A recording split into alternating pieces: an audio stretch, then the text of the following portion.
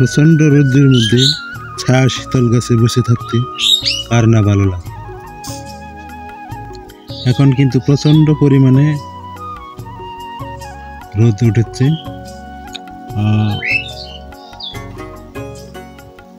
আগুন সম পরিমাণে চারিদিকে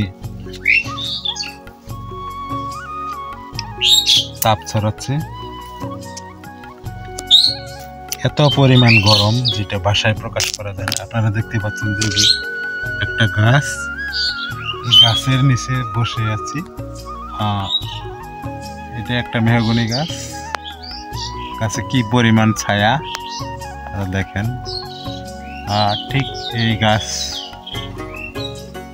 বরাবর উপরের দিকে সূর্য। বাড়িতে বসে থাকার মতো একটু পরিবেশ নেই। আপনারা দেখেন ওই দূরে কি পরিমাণ রৌদ্র উঠেছে, প্রচুর গরম। এই রৌদ্রের মধ্যে 5 মিনিট পর্যন্ত থাকা পর্যন্ত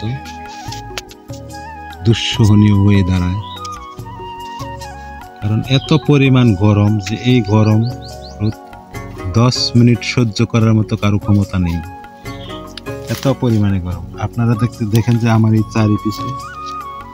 চারিপাশে প্রচন্ড রকমের ছায়া। আমি একটি গাছের নিচে বসে রয়েছি। এখানে আনারস, এখানে কলা গাছ, এখানে শিশু গাছ, মানে এখানে খুব শীতল একটা জায়গা। এই জায়গার মাঝে বসে রয়েছি। এটা একটা পেয়ারা বাগান। এই পেয়ারা বাগান, এই যে আপনারা দেখতে পাচ্ছেন, এই যে পেয়ারা গাছ, এই পেয়ারা বাগানে আমি বসে রয়েছি। এটা একটা পেয়ারা বাগান। আপনারা জানেন কিনা, মধুপুরে কিন্তু পেয়ারা বাগানের সাথী ফসল হিসেবে পেঁপে অথবা জলডুবি আনারস দেওয়া হয়। তবে অন্যান্য দিনের তুলনায় আজকে যদিও প্রচুর পরিমাণে গরম, রোদ খুব তীব্রতা দেখাচ্ছে, এরপরেও হালকা কিছুটা হলেও মানে মৃদু বাতাস রয়েছে, যার কারণে কিছুটা এরকম সহ্য করা যায়। কিন্তু গতকালকে যে রৌদ্রটা ছিল, সেই রৌদ্রের মধ্যে বিন্দু পরিমাণও বাতাস ছিল না বলে এত গরম লেগেছিল, মানে অসহনীয়, মানে নরক যন্ত্রণার মতো কালকে একটা গরম ছিল।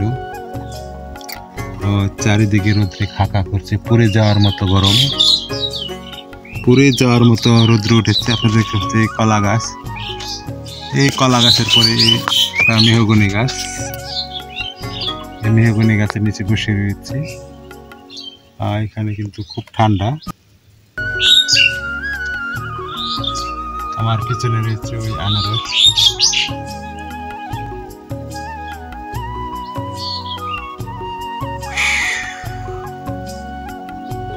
আগুনে পুড়ে যাওয়ার মাত্র খুব গরম।